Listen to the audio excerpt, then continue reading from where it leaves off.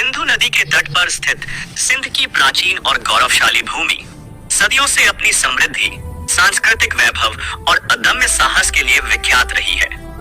7वीं शताब्दी के अंत और 8वीं शताब्दी की शुरुआत में यह भूमि एक ऐसे ऐतिहासिक मोड़ पर खड़ी थी जिसने उसके भविष्य की दिशा ही बदल दी। इस कालखंड में सिंध पर शासन करने वाले राजा दाहिर 663 से 712 ईस्वी केवल एक शासक नहीं थे, बल्कि वे उस ब्राह्मण राजवंश के अंतिम स्वतंत्र हिंदू सम्राट थे जिन्होंने अपनी मातृभूमि, संस्कृति और अस्मिता की रक्षा के लिए अरब आक्रमणकारियों के विरुद्ध एक ऐसा अप्रतिम संघर्ष किया जो भारतीय इतिहास में शौर्य और बलिदान की एक अमर गाथा बन गया। यह कहानी केवल एक राजा के युद्ध कौशल और रणनीतिक सूझबूझ तक सीमित नहीं है, बल्कि इसमें उनके पूरे राज परिवार, उनकी वीर पत्नियों, स्वाभिमानी पुत्रियों और सिंध की असंख्य वीरांगनाओं के ऐसे बलिदान समाहित हैं जो आने वाली पीढ़ियों को अनंत काल तक प्रेरणा देते रहेंगे। दाहिर के सत्ता में आने से पहले सिंध पर राय राजवंश के राजा राय साहसी द्वितीय का शासन था। चूंकि राय साहसी का कोई पुरुष उत्तराधिकारी नहीं था, इसलिए उन्होंने अपने अत्यंत बुद्धिमान और वफादार प्रधानमंत्री, जो कि एक कश्मीरी ब्राह्मण थे, जज को अपना उत्तराधिकारी घोषित किया। राजा जज ने रानी सोहंदी से विवाह कर ब्राह्मण राजवंश की स्थापना की और सिंध में एक नए युग का सूत्रपात किया। राजा जज एक कुशल प्रशासक और दूरदर्शी शासक सिद्ध हुए। उनकी मृत्यु के उपरांत उनके भाई चंद्र ने लगभग 7 वर्षों तक शासन भार संभाला। 7वीं शताब्दी के उत्तरार्ध में लगभग 679 ईस्वी में राजा जज के पुत्र दाहिर ने सिंध के सिंहासन की शोभा बढ़ाई। राजा दाहिर का जन्म अलौर वर्तमान पाकिस्तान के सिंध प्रांत में सजे रोहरी के पास स्थित एक ऐतिहासिक शहर में 663 ईस्वी में हुआ था। उन्होंने एक न्यायप्रिय और शक्तिशाली शासक के रूप में अपनी पहचान बनाई। उनके शासनकाल में सिंध आर्थिक और सांस्कृतिक रूप से अत्यंत समृद्ध था। सिंध का देवल बंदरगाह वर्तमान कराची के पास एक अंतर्राष्ट्रीय व्यापारिक केंद्र के रूप में प्रसिद्ध था, जहां से अरब, इराक, ईरान और दूर दराज के अन्य देशों के जहाज आते जाते थे। सिंधी व्यापारी स्वयं भी समुद्री मार्गों से दूरस्थ सभ्यताओं के साथ व्यापारिक संबंध स्थापित किए हुए थे, जिससे सिंध की आर्थिक स्थिति अत्यंत सुदृढ़ थी। सामाजिक और धार्मिक स्तर पर भी राजा दाहिर का शासनकाल सहिष्णुता और सद्भाव का प्रतीक था। सिंध में हिंदू, बौद्ध और जैन धर्मों के अनुयायी सौहार्दपूर्वक सह अस्तित्व में थे।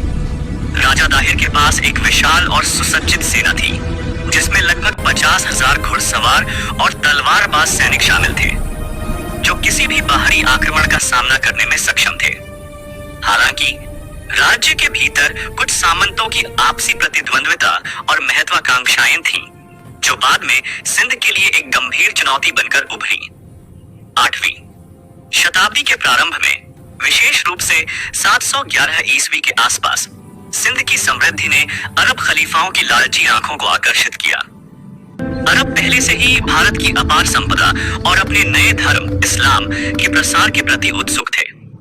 सिंध पर आक्रमण का एक तात्कालिक और विवादास्पद बहाना देवल बंदरगाह की एक घटना थी। घटना कुछ यूं थी। देवल बंदरगाह से गुजर रहे अरब व्यापारियों के जहाजों पर सवार सुरक्षा कर्मियों ने अचानक और बिना किसी स्पष्ट कारण के शहर पर हमला कर दिया। इस हमले में कुछ स्थानीय बच्चों और महिलाओं को बंधक बना लिया गया। जब यह समाचार सिंध के सूबेदार तक पहुंचा, तो उन्होंने त्वरित कार्रवाई करते हुए अपने सैनिकों के साथ हमलावरों पर धावा बोल दिया और बंधकों को मुक्त कराया। अरब हमलावर जान बचाकर अपने जहाज लेकर भाग खड़े हुए। इराक के उमैयद गवर्नर हज्जाज बिन यूसुफ, जो खलीफा अल वलीद प्रथम के अधीन था, तक यह घटना कुछ इस तरह पहुंची कि सिंध के लुटेरों ने अरब व्यापारियों के जहाजों को लूट लिया था। हज्जाज, जो पहले से ही सिंध पर आक्रमण का अवसर तलाश रहा था, ने इसे एक गंभीर अपमान और धर्म युद्ध का बहाना बना लिया। वास्तव में सिंध पर अरबों के आक्रमण की यह कोई पहली कोशिश नहीं थी। 638 ईस्वी से 711 ईस्वी तक लगभग 74 वर्षों के दौरान उमैयद खलीफाओं ने सिंध पर 15 बार आक्रमण करने का प्रयास किया था, लेकिन हर बार उन्हें सिंधी सेना से करारी हार मिली थी। हज्जाज ने पहले अब्दुल्ला नामक अपने एक सेनापति के नेतृत्व में एक सैन्य टुकड़ी भेजी, लेकिन राजा ताहिर की सेना ने उन्हें पराजित कर दिया और अब्दुल्ला युद्ध में मारा गया। अपनी पिछली हार से तिलमिलाए हज्जाज ने अब एक बड़ी और सुसज्जित सेना भेजने का निर्णय लिया। उसने अपने युवा और महत्वाकांक्षी भतीजे और दामाद मोहम्मद बिन कासिम को सिंध पर आक्रमण का नेतृत्व सौंपा। कासिम को 10,000 घुड़सवार सैनिकों, 6,000 ऊंटों और घोड़ों की एक विशाल सेना के साथ विशेष रूप से निर्मित मैग्नेल्स मंजिक जैसे युद्ध उपकरणों से लैस करके भेजा गया। कासिम ने पहले दक्कन, जो वर्तमान कराची के पास स्थित है, पर कब्जा किया और फिर देवल की ओर बढ़ा। मोहम्मद बिन कासिम की सेना जैसे जैसे सिंध में आगे बढ़ी, राजा दाहिर ने भी अपनी सेना को संगठित करना शुरू कर दिया। उन्होंने सिंधी युवाओं से मातृभूमि की रक्षा के लिए सेना में शामिल होने का आह्वान किया और कई नवयुवकों ने उत्साहपूर्वक अपनी सेवाएं दी। कासिम ने निर्मंड और सेविस्तान जैसे क्षेत्रों को जीतते हुए अलौर की ओर बढ़ना शुरू किया। सिंध के इतिहास का सबसे निर्णायक और त्रासद युद्ध रावर के मैदान में लड़ा गया। यह युद्ध 711 से 712 ईस्वी के आसपास हुआ था। इस युद्ध में राजा दाहिर ने अद्भुत शौर्य का प्रदर्शन किया। उनकी विशाल सेना और स्वयं राजा दाहिर की रणभूमि में उपस्थिति ने अरब सेना को कई बार पीछे हटने पर मजबूर किया। दिन भर चले घमासान युद्ध में सिंधु वीरों ने डटकर मुकाबला किया और कासिम की सेना को भारी क्षति पहुंचाई। संध्या काल तक अरब सेना हार के कगार पर खड़ी थी।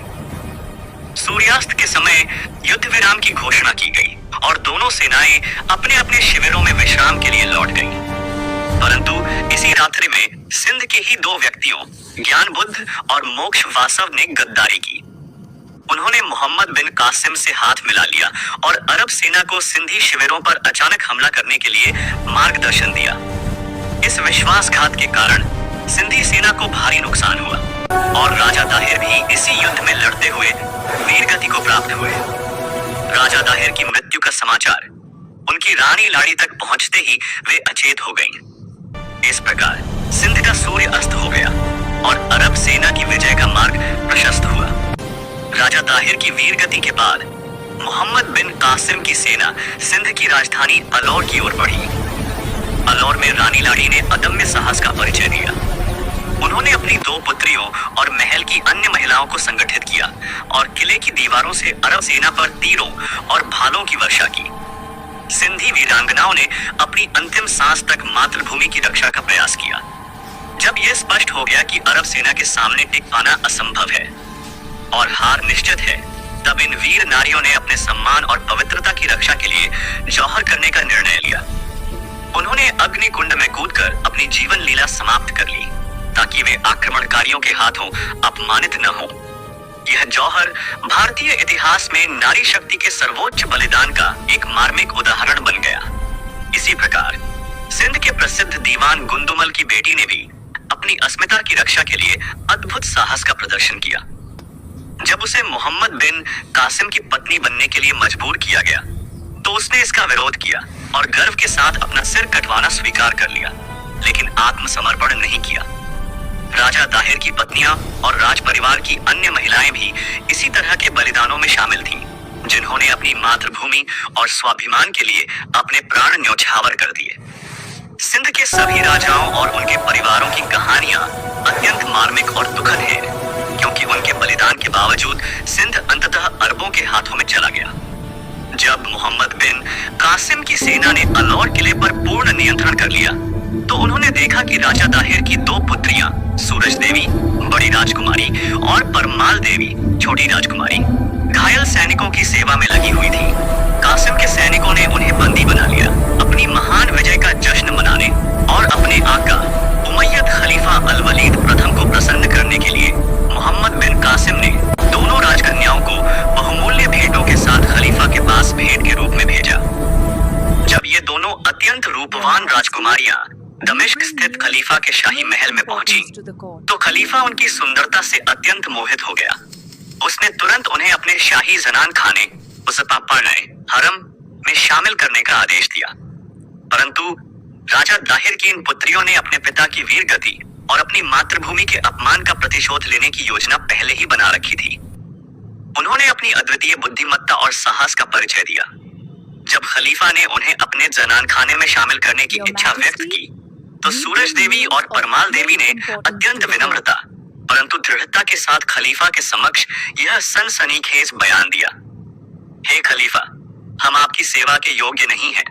मोहम्मद बिन कासिम ने हमें आपके पास भेजने से पहले ही अपवित्र कर दिया है। उसने हमें कई रातों तक अपने पास रखा और हमारी पवित्रता भंग की। अब हम आपकी सेवा के योग्य नहीं रही।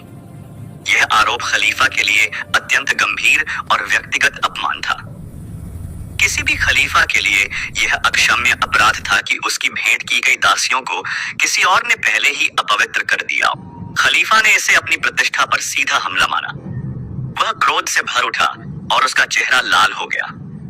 उसने मोहम्मद बिन कासिम को तत्काल मृत्यु दंड देने का आदेश दिया। बिना किसी पूछताछ या पुष्टि के खलीफा ने आदेश दिया कि मोहम्मद बिन कासिम को तुरंत दरबार में पेश किया जाए और उसे बैल की कच्ची खाल में सिलकर वापस दमिश्क लाया जाए। यह एक अत्यंत क्रूर और दर्दनाक सजा थी जिसमें व्यक्ति का दम घुट जाता था।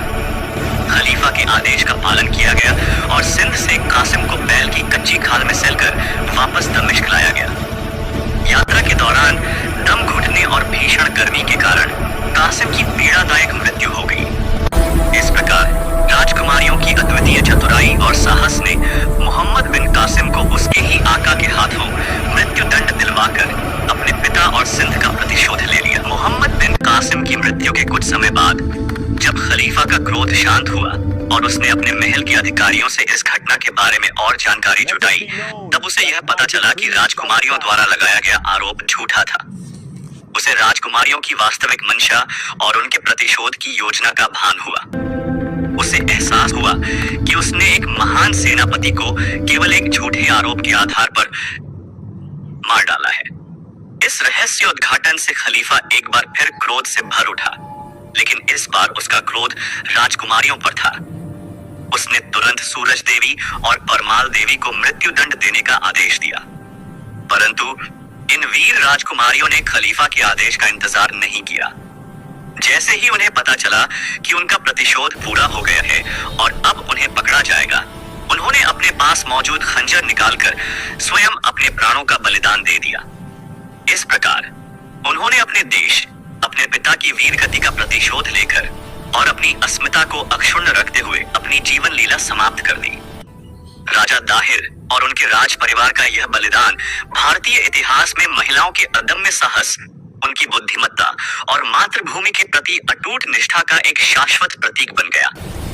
उन्होंने न केवल अपने पिता और राज्य की हार का बदला लिया, बल्कि अपनी पवित्रता और सम्मान की रक्षा के लिए सर्वोच्च बलिदान भी दिया। राजा दाहिर ने अकेले ही अरब और ईरान के आक्रमणकारियों का सामना किया और उनकी पराजय ने भारतीय उपमहाद्वीप में एक नए युग की शुरुआत की, जिसने सिंध के सांस्कृतिक, धार्मिक और राजनीतिक परिदृश्य को स्थायी रूप से बदल दिया। राजा दाहिर की हार के साथ ही भारत की पश्चिमी सीमा कमजोर पड़ गई, जिससे आने वाले सदियों में अरबों और तुर्कों के और अधिक आक्रमणों का मार्ग प्रशस्त हुआ। सिंध अंततः पाकिस्तान का एक प्रांत बन गया और आज भी वहां के इतिहासकार राजा दाहिर के बलिदान को विभिन्न दृष्टिकोणों से देखते हैं। कुछ उन्हें एक पराजित राजा मानते हैं, जबकि अन्य उन्हें एक ऐसे राष्ट्रीय नायक के रूप में पूजते हैं जिसने अपनी मातृभूमि की रक्षा के लिए सब कुछ न्यौछावर कर दिया।